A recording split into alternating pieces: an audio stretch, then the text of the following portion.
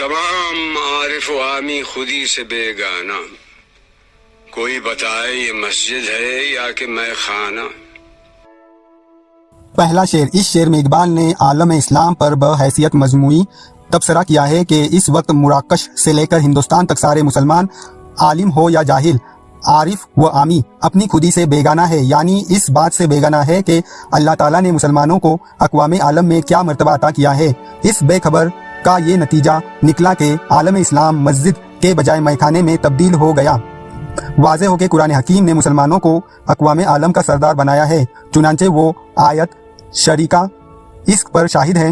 عربی: اے مسلمانوں، تم بہترین قوم ہو جو پیدا کی گئی لوگوں کے لیے، تم حکم کرتے ہو نیک کاموں کا اور روکتے ہو برے کاموں سے اور ایمان لاتے ہو اللہ پر، یعنی اے مسلمانوں، جتنی قومیں دنیا میں آج تک پیدا ہوئی تم ان سب میں افضل اور عالی ہو، اور تمہارے افضلیت کا سب سے سبب یہ ہے کہ تم لوگوں کو نیکی کا حکم دیتے ہو اور برائی سے روکتے ہو، اور تمہارے اندر یہ قوت و طاقت اس لیے پیدا ہوئی کہ تم مومن ہو۔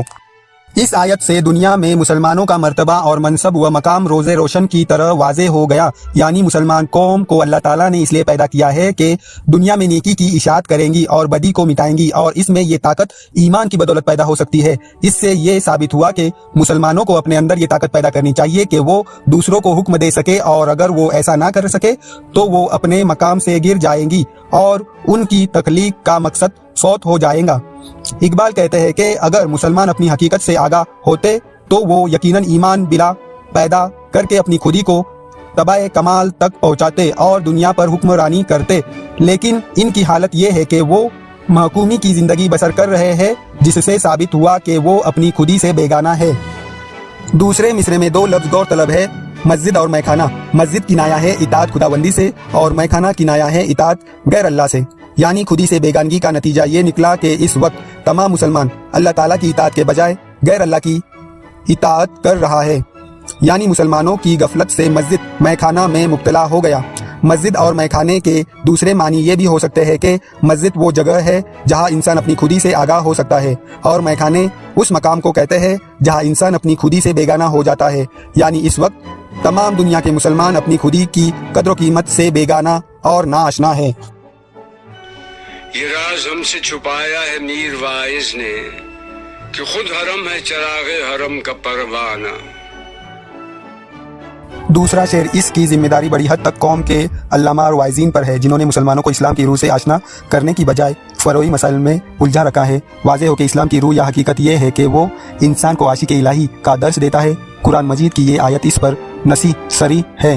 عربی: یعنی مومنوں کی شناخت یہ ہے کہ ان کے قلوب میں اللہ کی محبت تمام محبتوں پر غالب ہوتی ہے، یعنی اگرچہ بے تقاضائے بشریت ان کو بیوی بچوں اور مال و دولت سے بھی محبت ہوتی ہے، باغات و محلات اور تجارتی کاروبار سے بھی محبت ہوتی ہے، لیکن اللہ کی خوش ندی حاصل کرنے کے لیے وہ ان سب محبتوں کو قربان کر سکتا ہے۔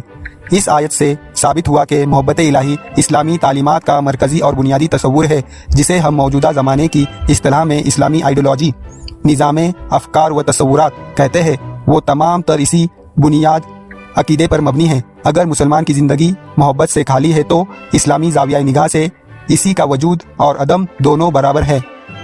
اس عقیدہ یا تصور کی اہمیت کا اندازہ اس بات سے بھی ہو سکتا ہے کہ اللہ نے محبت کرنے کے حکم پر اتفاق نہیں کیا، بلکہ ہم کو محبت کرنے کا طریقہ بھی بتا دیا ہے، یا کہ ہم اپنے تخلیق کی غایت کو پورا کر سکے، جیسے کہ ارشاد ہوتا ہے۔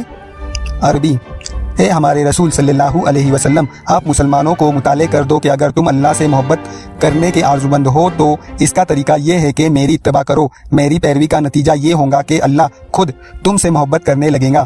اقبال کہتے ہیں کہ افسوس ہے کہ علامہ مسلمانوں کو محبت الہی کا درس نہیں دیتے۔ انہوں نے یہ راز مسلمانوں سے پوشیدہ رکھ چھوڑا ہے کہ حرم تو خود چراغ حرم کا پروانہ ہے۔ حرم کنایہ یہ ہے ذات خداوندی سے اور چراغ حرم کنایہ یہ ہے مسلمان سے، یعنی حقیقت حال یہ ہے کہ اللہ تعالیٰ خود مسلمانوں سے محبت کرنے کا آرزومند ہے، بس وہ اتنی سی بات کا منتظر ہے کہ بندے اس کے رسول صلی اللہ علیہ وسلم کی اتباع کرے، یعنی اتباع کے ذریعے سے اس کی طرف مائل ہوا تو وہ انہیں اپنا محبوب بنا لے اور اپنی رحمتوں کے دروازے ان پر کھول دے۔ اقبال نے یہ مضمون اس حدیث سے اخذ کیا ہے کہ اللہ تعالیٰ فرماتے ہیں کہ وہ بندہ اگر میری طرف ایک قدم اٹھاتا ہے تو میں اس کی طرف 10 قدم چل کر آتا ہوں، یا وہ میری طرف ایک بالشد بڑھتا ہے تو میں اس کی طرف 1 گز بڑھا کر آتا ہوں۔ نوٹ: اقبال نے جو اپنی تمام تصانیف سے مسلمانوں کو عشق رسول صلی اللہ علیہ وسلم کا پیغام دیا ہے، اس کی وجہ صرف یہ ہے کہ قرآن حکیم کی روح سے دین کی حقیقت عشق رسول صلی اللہ علیہ وسلم کے علاوہ اور کچھ نہیں ہے۔ اسی مضمون کو ایک شاعر نے یوں بیان کیا ہے: بس اتنی سی حقیقت ہے ہمارے دین و ایمان کی کہ اس جان جہاں آدمی دیوانہ ہو جائے۔ طلسم بے خبری، کافری اور دینداری، حدیث شیخ و برہمن، فسون و افسانہ۔ تیسرا شعر: اقبال نے شاعرانہ انداز میں اس حقیقت کو واضح کیا ہے کہ مذہبی پیشوا معمولی باتوں پر لوگوں کو کافر بناتے رہتے ہیں۔ ان کا یہ طرز عمل اس بات پر دلالت کرتا ہے کہ وہ دین کی حقیقت سے بے خبر ہے۔ نصیب خطہ ہو یارب وہ بندے درویش کہ جس کے فقر میں انداز ہوں کلیمانہ۔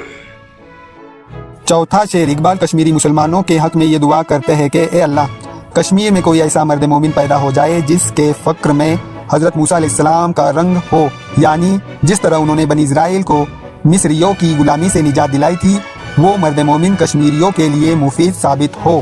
آمین۔ چھپے رہیں گے زمانے کی آنکھ سے کب تک، گوہر ہیں آب ولر کے تمام یکدانہ۔ پانچواں شعر: گوہر کنایہ یہ ہے کشمیری مسلمانوں سے اور اب ولر کنایہ ہے خطہ کشمیر سے۔ علامہ اقبال کہتے ہیں کہ کشمیری مسلمان جو بڑے خوبیوں کے مالک ہیں اور ان میں بڑی صلاحیت مخفی ہے، لیکن غلامی نے ان کی خوبیوں پر پردہ ڈال دیا ہے۔ اس کے بعد اقبال خدا سے دعا کرتے ہیں کہ کوئی ایسی صورت پیدا ہو جائے کہ کشمیری مسلمان آزادی سے ہمکنار ہو سکے تاکہ ان کی خوبیاں دنیا والوں پر واضح ہو سکے۔ نوٹ: ان اشعار سے واضح ہے کہ اقبال کو کشمیری مسلمانوں سے کس طرح محبت تھی۔